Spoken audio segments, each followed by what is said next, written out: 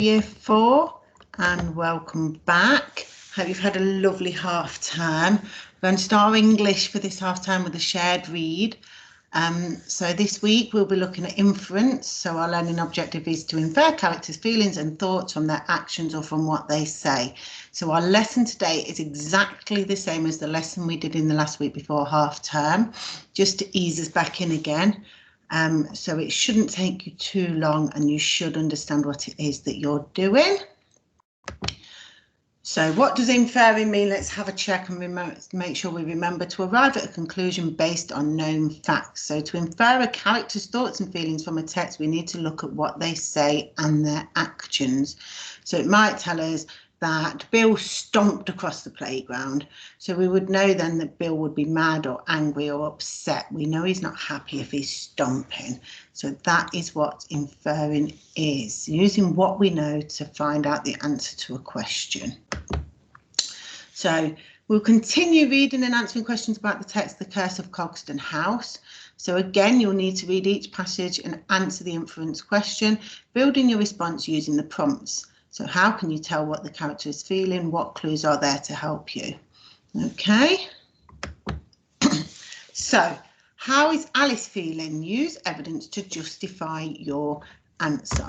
So let me do what we did before and blow this up a little bit. Then I will read it to you while I am reading. So number 1 is read the extract. So I'll read that for you. Then you need to choose the words to describe how Alice is feeling. Then you need to write down the words or phrases in the text which provide evidence for your choice. And then at the end, write a sentence or two about how Alice is feeling. Okay, so from deep within her stomach, the desire to scream and wriggle and fight was burning like a pilot light. It was fighting with another feeling. A terrifying thought rose within Alice as if it were freezing her from the feet upwards. Eliza was gone. Now she was completely alone, trapped. Nothing moved. Cogston House was as silent as the grave. Perhaps the only thing worse than hearing her best friend desperately calling her name was being alone in this endless quiet. Alice's eyes searched through the darkness, scouring the corridor which faded into more murky gloom. She could make out the hallway right in front of her, the door opposite and beyond it, the enormous winding staircase. As she looked, blinking through the tears which had begun to stream hopelessly down her face, she was met with a sight at the top of the staircase which all but turned her to stone. Something was moving. Okay, so pause the video here, either on your worksheet that's on Teams or under the overview on the website, or in a book, on a notepad, piece of paper, write the answer to your questions. So choose a couple of the words here that describe how Alice is feeling.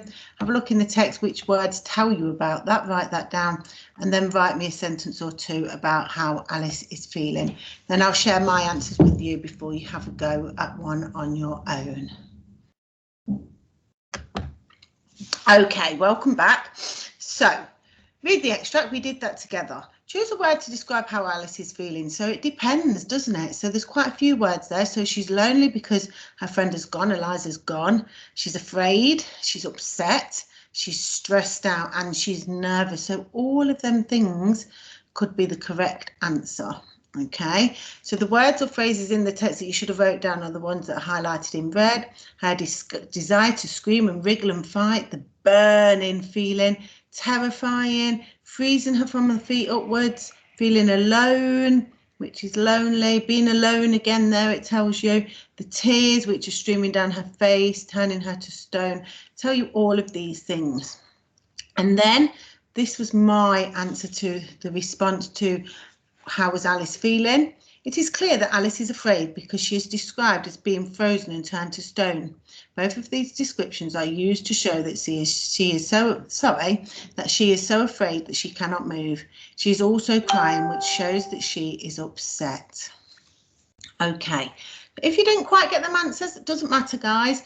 That's why we'll keep practicing this. We know it's a hard skill and we'll be learning it throughout the rest of year 4. If you did, well done. Now we're going to have a go at another extract, but this time you're going to have a go yourself. So again, how is Jack feeling? Use evidence to justify your answer. So it says read the extract, choose the words from here, so write them down that describe how Jack is feeling. Find some words or phrases in the text which provide evidence for your choice. And write a sentence or two about how Jack is feeling. So exactly the same. So I'll blow this up and read it to you, and then you can get on by yourself and share your answers with us, either by sending this sheet back through Teams, emailing it to us, or taking a picture of the work that you complete and sending that through email, and one of us will get back to you. Make sure you look for our responses, guys, because if we give you a next step on your learning, just like we would in school, then you can move your learning forward and do an even better job than you all already are. Lucas stared in horror at Jack as his voice deliberately faded away for effect, mimicking ticking sounds. What happened next? Jack smirked. Who knows? That's how the story goes. It's probably just made up. But the curved staircase, the hallway, the pictures, they're all here, like you described. Okay, so choose the words, pick out the words that tell you why they're how Jack is feeling, and then write a paragraph at the end to answer how is Jack feeling and how you know. Okay, guys, have a good rest of the day, and I'll see you tomorrow. Bye-bye.